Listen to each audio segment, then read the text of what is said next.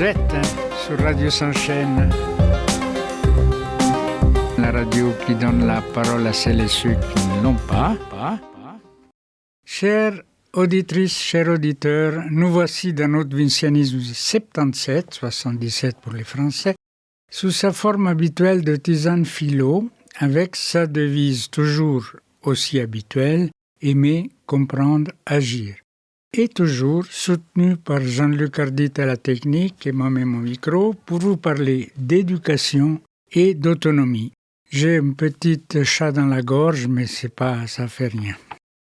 Imaginez Rousseau réincarné entrant dans une école du XXIe siècle. Il observe les enfants arriver à leur tablette, les enseignants distribuant des savoirs comme des colis Amazon. Ils grimacent, ils murmurent. Ils ne savent pas désirer, on leur livre le monde en kit. Et voilà que commence notre voyage. Un voyage à travers les pédagogies qui refusent de formater, qui osent croire que l'enfant est un être pensant, désirant, capable. Rousseau ouvre la marche, mais il est vite rejoint par une bande de pédagogues révolutionnaires, chacun avec sa lanterne, son accent, son audace. Rousseau a une intuition fulgurante. Il ne veut pas qu'on donne à l'enfant ce qu'il demande, il veut qu'on l'amène à le conquérir. C'est l'art de ne pas intervenir trop tôt. L'enfant grimpe, cherche, invente.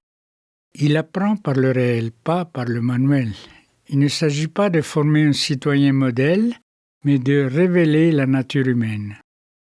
Rousseau est le poète de l'autonomie. Il nous dit « Laissez l'enfant se heurter au monde, il en sortira plus fort ». Freinet, lui, arrive avec ses outils, pas pour sculpter l'enfant, mais pour lui donner les moyens de construire. Il croit au tâtonnement expérimental, on essaye, on rate, on recommence. Dans sa classe, on imprime des journaux, on écrit des textes libres, on débat. L'école devient un atelier démocratique. Freinet ajoute à Rousseau la dimension sociale, apprendre ensemble, c'est aussi apprendre à vivre ensemble. Paulo Freire entre en scène avec sa voix douce et son regard de feu. Il parle de pédagogie des opprimés. Il critique l'école bancaire où l'élève est un compte à créditer. Il propose une pédagogie dialogique où l'élève devient sujet, l'éducation devient un acte de libération. Freire et Rousseau se serrent la main. L'un veut révéler la nature, l'autre veut révéler la dignité. Maria Montessori arrive en blouse blanche avec ses objets soigneusement rangés. Elle parle de périodes sensibles, de matériel sensoriel, de concentration profonde. L'enfant choisit, manipule, explore. L'environnement est préparé, mais jamais contraignant. Montessori est l'architecte de l'autonomie. Elle donne à Rousseau une rigueur scientifique, une précision.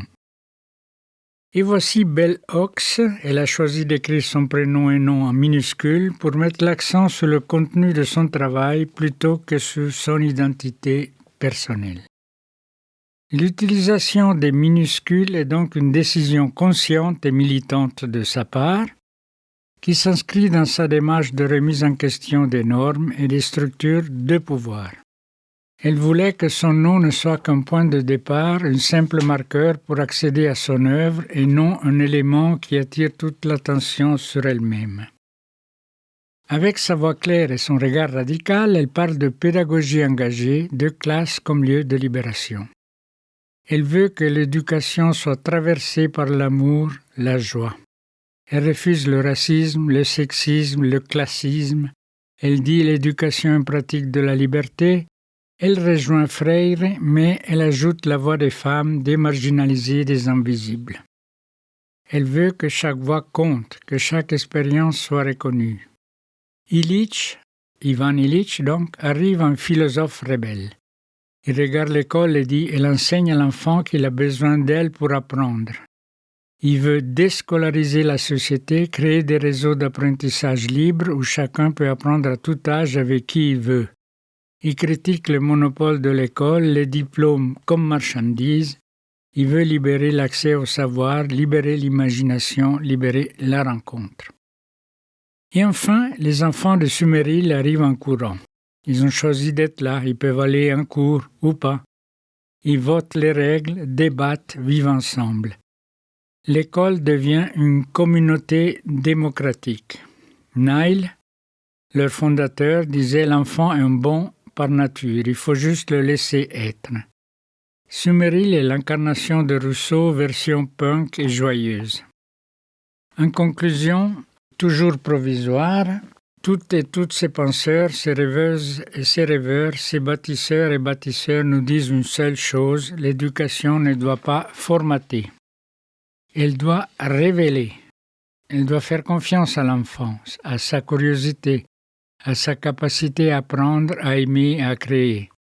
Elle doit être un espace de liberté, de transgression joyeuse, de rencontre authentique. Vous êtes sur Radio Shansen, la radio qui donne la parole à celles et ceux qui ne l'ont pas.